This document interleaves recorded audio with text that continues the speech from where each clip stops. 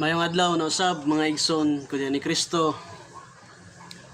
Kadugay nga panahon nga wala kita naka paambit ngadto sa uban mahitungod sa atong pagtulon-an diha sa atong simbahang Katoliko.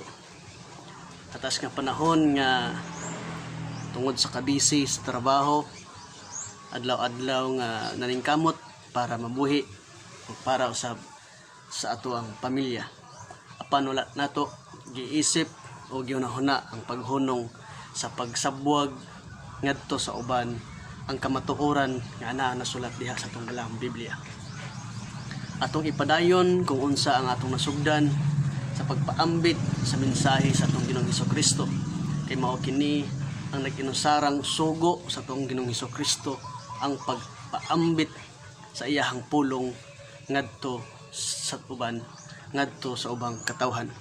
Sa wala pa siya mikayab ngadto sa langit, miingon siya nga lakaw kamo ngadto sa tibuok kanasuran ug isangyaw ang iyahang maayong balita. Karong adlaw mga igsoon, atong tukion ug akong ipaambit nga dinha kaninyo mahitungod niining gitawag og mga Dios-Diosan sa Biblia. Karong adlaw akong ipaambot ug ipaambit kaninyo ang at least unom ka mga pangalan nga mga Dios-Diosan diha sulod sa tuang balang Biblia. Ang uban moingon mga igsoon, labi na diha sa atong pagtulon ang simbahang Katoliko, nga mataglarawan o ribulto Dios-Diosan kana. Sa dihang nasagupa nako ang usa sa mga tigpamatuod sa ilahang simbahan nga tanan kuno larawan o ribulto nga sulod diha sa atong simbahang Katoliko, Dios-Diosan kana, o gamiton dayon nila ang basahon nga ikontra diha sulod sa atong simbahang Katoliko diha sa Exodus o diha sa Book of Isaiah nga nagpakita o klaro kuno diha nga nakasulat nga gidili ang pagsimba niya ng mga larawan o ribulto, kay ang Dios mao ang Dios nga abubuhan. Apan ang akong tubag kaniya mga igsoon, kung Dios-Diosan kanang sulod o ribulto sulod diha sa simbahang Katoliko, tagay ko maskin usa lamang ka pangalan nga Dios-Diosan nga anaa diri sulod sa Biblia. Dili siya makahatag mga igsoon, kay tungod siguro dili nako buot usab nga sukaton ang iyahang kahibalo mahitungod dinhi sulod sa balang Biblia. Ang ako lamang nga gipangayo nga maskin usa lamang ka pangalan nga Dios-Diosan diha sulod sa balang Biblia kana atong masayran kung unsa nga matang nga Dios-Diosan nga ang naa diri sulod sa atong balang Biblia. Karong adlaw akong paambot o ipaabot dinha kaninyo mahitungod niining at least unom ka mga pangalan sa mga Dios-Diosan nga nakasulat gayud dinhi sa tuang balang Biblia. Kay lisod nga moingon kitag Dios-Diosan kana ug sa tinuod wala kita kahibalo kung unsa ang Dios-Diosan nga anaa dinhi sa latong balang Biblia. Karon mga igsoon, atong isa-isahon ang pagpaambit o ipaabot nako dinha kaninyo kining unom ka mga pangalan nga gitawag dinhi nga gihisgutan dinhi sulod sa atong balang Biblia. Ay lisod nga maingon kita sa usa ka butang nga mismo kita wala nasayod kung unsa ang atong ginasulti o unsa ang atong gibuhian sa atong mga baba. Una mga igsoon, akong share kaninyo kining basahon diha sa Book of the Prophet Jeremiah. Dinha nato makita ang una nga akong ipaambit dinha kaninyo niining unom ka mga pangalan nga mga Dios-Diosan nga anaa gayud sa balaang Biblia. Book of the Prophet Jeremiah chapter 46 verse 25 mga igsoon. Mao kini ang ato ang mabasa. Ang Ginoo nga labing gamhanan, ang Dios sa Israel, miingon, silutan ko si Amon, ang Dios sa Tebes. Lakip ang Ehipto ug ang iyang mga Dios ug ang iyang mga hari. Silutan ko usab ang hari sa Ehipto ug ang tanan nga misalig kaniya. Dinhi mga igsoon sa basahon ni propeta Jeremiah nga giklaro nga ang Dios mismo nag-ingon ug nagbuhi sa ngalan nga gitawag og Amon.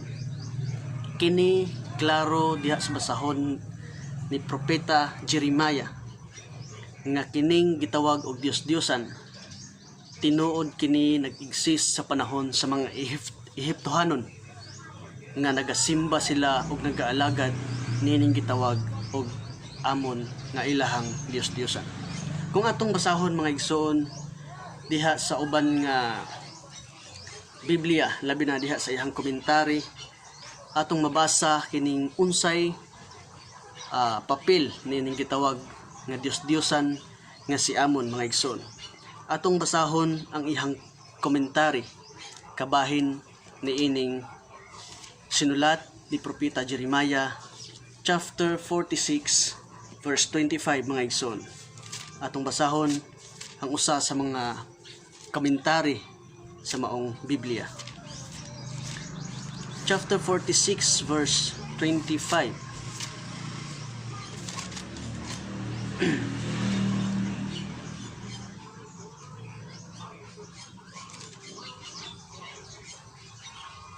Mao kini ang ato ang mabasa mga igsoon. Isip usa sa mga komentary niining particular nga verse and chapter sa maong Biblia. Amon ang buti pasabot, the sun god worshipped at Tebes in Upper Egypt. Diha sa lugar sa Ehipto nga gitawag kining Amon nga ilang Dios, giisip nga Dios nga mao ang adlaw nga ilang gisimba. Isip ang ilahang kung gitawag nga pagan goddess or goddesses kung atong hunaon o subaron ang kinatibuk-an nga kasaysayan sa mga Dios-Diosan diha sa lugar sa Ehipto. Dinha mga igsoon sa komentary nga gidayag diha sa balang Biblia atong makita ang nag-exist nga Dios-Diosan diha sa balang Biblia mao kining gitawag nga si Amon. Ug dili kini referado sa unsang rebulto o larawan diha sulod sa tong balaang Iglesia Katolika, kay kini dili kini maisip nga larawan sa Dios-Diosan, kay adunay mga larawan nga gidili sa Dios ug mao kini ang unang ngalan nga atong gihatag usa sa mga gidili sa Dios nga mga Dios-Diosan. Og kining mga larawan nga naa diha sulod sa tong simbahang Katoliko dili kini matawag nga Dios-Diosan o larawan, kay dili nato kini kuhaon aron ihaom o ihapak o i-compare sa nga nabasa diha sa tuang balaang Biblia. Mao kadto ang anong una nga pangalan nga mga una nga pangalan sa usa ka Dios-Diosan diha sulod sa tuang balaang Biblia.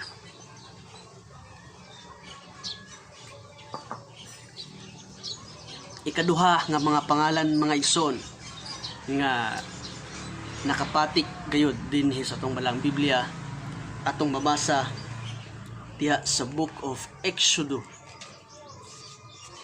chapter 34 verse 13 to 14. Mao kini ang atoang mabasa mga igsoon. Book of Exodus chapter 34 verse 13 to 14. Mabasa nato kini mga igsoon ug mao kini ang nakasulat. Hinuon gub-a ang ilang mga halaran ug ang balaan nilang mga haligi ug pamutla ang sagrado nilang mga kahoy. Verse 14. Ayaw kamo pagsimba og laing Dios, kay ako si Yahweh, abubuan. ako Dios nga abubuhan. Kini klaro mga igsoon nga gidayag diya sa book of Exodus chapter 34 verse 13 to 14 nga gipaguba sa Dios ang maanaa diha sa templo sa Ehipto nga kung sa diin nagasimba og laing Dios nga gitawag diha sa balang Biblia. Apan si kinsa kining gipasabot dinhi mga igsoon nga gipaguba sa Dios ang ilang haligi ug ang ilahang mga sagrado nga mga images nga gitawag o giisip nga sagrado sa mga pagan people. Si kinsa kining gitawag or gituuhan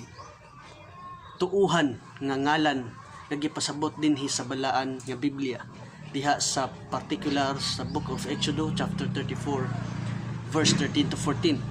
Ato kining basahon sa uban nga komentaris sa Biblia kung unsa og si kinsa kining gitawag o gitumbok nga Dios-Diosan diha sa particular nga basahon o context sa Biblia. Atong basahon mga igsoon ang book of Exodus chapter 34 verse 13 to 14. Atong basahon ang iyahang komentary kung si kinsa kining gitawag dinhi o gitumbok dinhi nga ipaguba sa atong Ginoo. 13 to 14 mga igsoon. Kining gitawag og gipaguba sa Dios nga balaan ang ilahang haligi o ang balaan nilang nga gituuhan mao kini ang gitawag o gi-state dinhi sa maong komentary. Sacred poles o ang balaan nga haligi mao kini ang mosunod nga pangalan. Asherah was the name of Canaanite's goddess. In her honor, wooden poles, Asherot, were erected just as stone pillars, Masibot, were erected in honor of the god Baal. Both were placed near the altar in Canaanite shrine. Dinhi mga igsoon, klaro, dinhi sa particular nga passage sa mga Biblia. Exodus chapter 34 verse 13 to 14.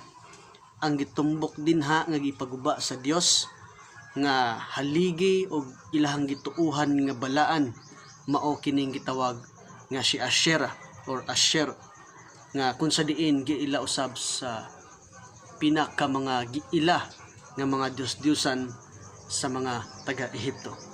Mao kato ang ikaduha mga igsoon nga pangalan nga nasulat din sa balang Biblia nga gitumbok o gitawag nga isip mga Dios-Diosan sulod sa balang Biblia.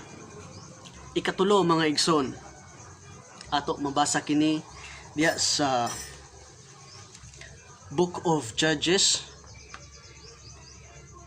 Ato kining isa-isahon mga igsoon haron kita masayod kung kinsa kining gitawag o gitumbok nga mga Dios-Diosan diha sulod sa atong balang Biblia. Dili na to kini atong i-personal nga pag-interpret nga kung makabasa kita nga Dios-Diosan i-refer dahil nato kung unsa ang larawan, kung unsa ang rebulto nga ihapak diha sulod sa atong simbahang Katoliko. Dili kini mao ang pagsabot sa balang Biblia mga igsoon, kundi sarili lang nila kini pagsabot ug wala sila nagasubaybay ug nagtuon gayod kung unsa ang but ipasabot ang nakasulat dinhi sulod sa atong balang Biblia. Ikatulo nga mga pangalan nga mga Dios-Diosan diha sulod sa atong balang Biblia, mabasa nato diha mga igsoon sa Book of Judges o sa Maghuhukom kapitulo 2 bersikulo 10 hangtod sa 13 mga igsoon. Ato kining basahon mga igsoon. Judges chapter 2 verse 10 to 13. No kini ang ato ang mabasa mga igsoon.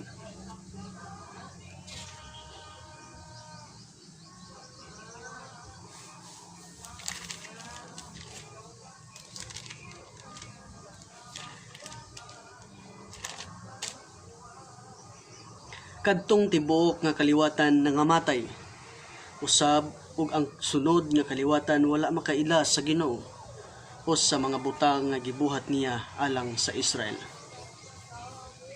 Unya ang katawhan sa Israel nagpakasala batok sa Ginoo ug milalagad sa mga Baal. Mihunong sila pagsimba sa Ginoo ang Dios sa ilang katigulangan nga maoy nagkuha kanila gikan sa Ehipto. Nagsunod sila pagsimba sa laing mga Diyos, ang mga Diyos sa katawhan nga naglibot kanila. Misimba sila sa maong mga Diyos ug nagpakasuko kini sa Ginoo. Dinhi klaro mga igsoon atong mabasa ug masayran ang pulong nga Baal. Kini giisip usab nga ilado diha sulod sa lugar sa Ehipto. Nga gisimba usab kini sa mga Ehiptohanon o sa mga tinuod nga pinili nga katawhan sa Dios.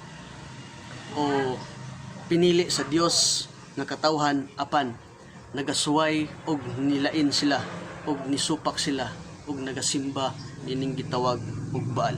Apan unsa kining gitawag nga Baal mga igsoon? Ato kini usab nga uting kayon diha sa uban nga komentary sa mga Biblia kung unsa ang bot ipasabot niini word nga Baal. Dili na to kini basahon mga igsoon nga kung makabasa kita niini nga Baal nga giisip Dios sa maong Biblia, ato dayon kining i-refer kung makabasa ang uban, i-refer dayon nila kini sa mga larawan o santo sulod diha sa tong simbahang Katoliko. Mao ko na ang dakong sayop sa pagtulun-an pagsabot diha sa pagbasa sa atong balaang Biblia.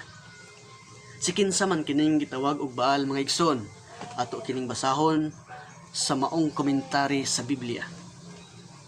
Book of Judges, ato kining usa-isahon mga igsoon aron maklaro nato ang gipasabot kining atong balaang Biblia. Book of Judges chapter 2 verse 10 to 13. Mao kini ang atong mabasa sa iyahang komentary mga igsoon. Sa 11 gisgutan ang word nga Baal. Baal's the chief god of the Canaanites, and the Phoenicians was called Baal, a word meaning Lord, small letter L. He was honored by various titles, hence the plural form here equivalent to the pagan goddess or gods. Daghan kini sila mga igsoon nga giila nga mga Dios-Diosan diha sa lugar sa Ehipto. Og diha sa chapter 13, Astaroth, the Canaanites, Phoenicians, goddesses of love and fertility, was Astarte nga gitawag. Kini mga igsoon nga mga term o mga pangalan nga ato ang makita diha sa komentary sa usa sa mga Biblia. Mao kini ang gipasabot o nagalimin sa maong pulong nga word nga Baal nga nagpakita nga aduna siya'y mga kaubanan nga mga Dios-Diosan nga ginatuuhan sa mga taga-Ehiptohanon. Dinhi mga igsoon maklaro nato kung si kinsa kining gipang tawag og mga Dios-Diosan diya sulod sa tong balaang Biblia. Dili nato kini masulti nga mao kini ang mga larawan o mga santo diya sulod sa tong balaang simbahan. Kay dili gayud nila kini matandi o ma-refer nga mao kini ang gipasabot sa Biblia. Ilahang kuti-kuti lamang silang hunahuna mga igsoon nga itandi-tandi, haom-haom o usa ba na diha nga gitawag o sa laing term nga hula-hula nga walay katumanan o walay kamatuoran nga gidayag sa ilaha mga igsoon. Kung dili ang naginusarang simbahan nga nagproklamar nga mao kini ang official nga pagsabot sa pagtulun-an diha sa balaang Biblia. Mahimo kitang makabasa sa Biblia mga igsoon apan makahatag kita og pamalandong nga kung unsa ang mensahe sa Dios apan dili nato kini tagaan o sarili nga pag-interpret nga kung unsa ang buti pasabot sa balaang Biblia. Mao kini ang gitawag nga dunay duha ka kalainan nga gitawag sa pagbasa sa Biblia. Kining gitawag og exegesis and exegesis. Ang pagbasa sa sariling pag-interpret ug ang pagbasa nga pinasabot gayud o unsa ang buti pasabot sa nagsulat o o sa author sa maong nagsulat sa balang Biblia. Ito mao'y kalainan mga igsoon nga dili na to ipasigarbo ang atong sariling pag-interpret sa pagbasa sa balang Biblia, kundi atong tumanon kung unsa ang gitudlo sa balang simbahan nga tinukod sa Dios, ug kini mao lamang bugtong nga pamaagi nga makahatag og insakto sa pagsabot, insakto sa paghatag og meaning sa maong gibasa diha sulod sa atong balang Biblia. Ikaupat nga pangalan mga igsoon nga mga gitawag og Dios-Diosan diha sulod sa atong balang Biblia. Atong mabasa diha sa Acts chapter 19 verse 24 to 28 mga igsoon. Mao kini ang ikalima sa duha tulo pat ikaupat pa lang nga pangalan nga isip mga Dios-Diosan mga igsoon. Atong mabasa diha sa Buhat sa mga Apostoles kapitulo 19 bersikulo 24 hangtod sa 28. Ato kining mabasa mga igsoon, ug mao kini ang nakasulat. Kay may usak ka platero nga ginganlag Demetrio nga namuhat og mga modelong plata sa templo sa diyosa nga si Diana. Atong timan-an mga igsoon, kini gitranslate in Roman nga translation sa maong pangalan nga gitawag og Diana, apan atong basahon sa Greek term o Greek word kung kinsa kining gitawag og Diana.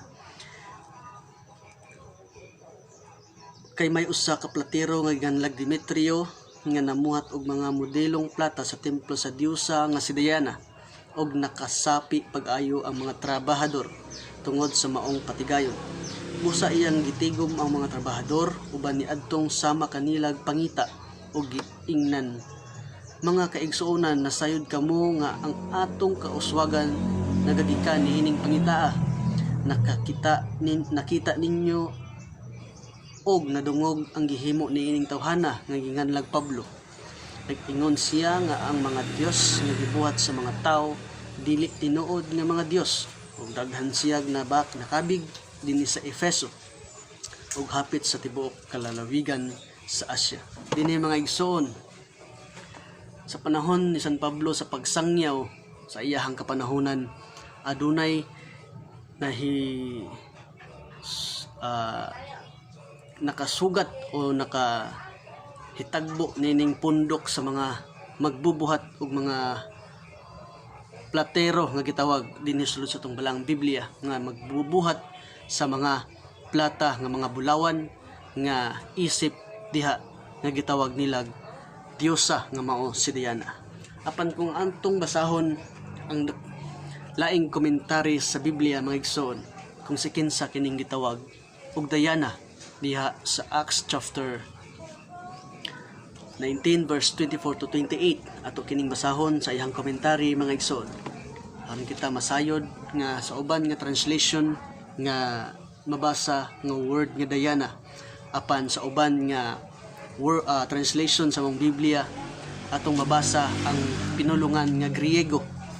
Mo kini ang ato ang mabasa mga igsoon. Chapter 19 verse 24 to 28.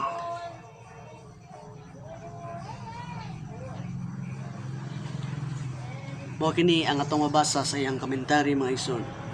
Miniature silver shrines of Artemis.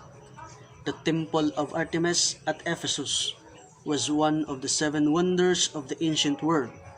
Artemis, originally the Olympian virgin hunter, moon goddess, and goddess of wild nature, was worshipped at Ephesus as an Asian mother goddess and goddesses of fertility.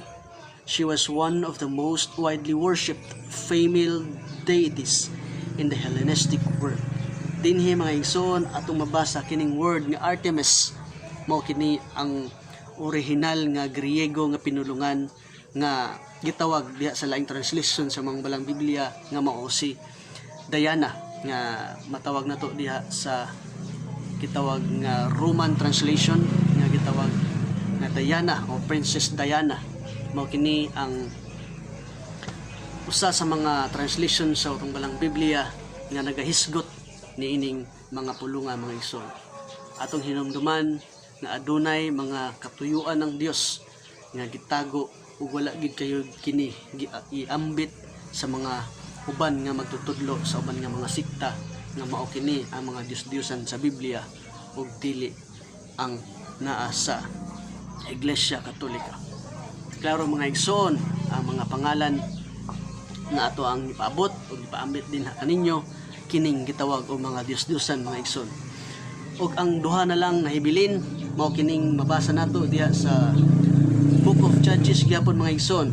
Atong basahon din sa Bisaya kay para kalagahanan nato dinhi nga mga binasaya nga pinulungan nga atong ginagamit. Book of Judges chapter 16 verse 23 mga igsoon. Mao kini ang atong ikalima nga mga pangalan sa mga Dios-Diosan nga nasulat dinhi sa atong balang Biblia. Chapter 16 verse 23 ato kining mabasa. Unya nagtigom ang mga pangulong Filistihanon aron pagsaulog ug paghimog dakong halad ngadto sa ilang Dios nga si Dagon. Nag-awit sila ang atong Dios, naghatag kanatog kadaugan batok sa atong kaway nga si Samson, og sa pagkakita sa katawhan kaniya nag-awit sila pagdayeg sa ilang Dios. Ang atong Dios naghatag kanatog kadaugan batok sa atong kaaway na naghimog kadaot sa atong nasod ug nakapatay daghan sa atong katawhan. Dinhi mga igsoon atong mabasag madungog kining word nga Dagon, usa sa mga giila usab nga mga sikat nga mga Dios-Diosan sa panahon sa mga taga-Ehiptohanon. Kini mga igsoon ay ikalima ug atong ikaunom nga last nga ngalan nga anaa gayod nga kasulat diha sa atong balang Biblia, ang ikapito nga mga Dios-Diosan. Atong mabasa diha sa 1 Corinthians, sulat ni San Pablo mga igsoon ngadto sa mga taga-Korinto nga adunan na usab siya gibangit or gihisgutan nga kung unsa gyud kining matang sa mga Dios-Diosan, tinuod ba gyud kini sila nga naga-exist sa panahon sa mga Ehiptohanon apan dili tinuod nga naga-exist nga tinuod gayud nga Dios or tinuod nga Dios nga giisip sa mga taga-Ehiptohanon. Kini usa lamang ka mugna sa ilahang pagkawalay kahibalo diha sa matuod nga Dios nga ilang giila sa ilahang mga katigulangan. Mao kini ang atong mabasa diha sa 1 Corinthians chapter 8 verse 4 mga igsoon. Mao kini ang ato ang mabasa. Busa mahitungod sa pagkaon sa kalanon nga gihalad ngadto sa mga Dios nahibalo kita nga ang Dios dili tinuod. Nasayod kita nga usa lamang ang Dios. Dinhi klaro nga gitawag ni San Pablo nga usa lamang ang Dios og walay og kining gitawag nga Dios wala gayud kini naga-exist nga sila tinuod nga Dios. Mga igsoon, mga hinaot ko nga aduna ko'y napaabot og napaambit diha kaninyo mahitungod sa atong pagtulon ang simbahang Katoliko sa pagdepensa sa kamatuoran kung unsa ang gidayag diha sa atong balaang Biblia. Atong hinumduman kanunay mga igsoon nga walay kamatuoran mulungtad kung wala kini sa kamatuoran gipasukan. Daghang salamat og sa ang hinaot ko sa sunod higayon aduna pa kitay daghang ipaambit ngadto sa uban mahitungod sa tuang pagtuo diha sulod sa atong balaang simbahan isip mga Katoliko. Daghang salamat og sa sunod higayon. God bless sa atong tanan.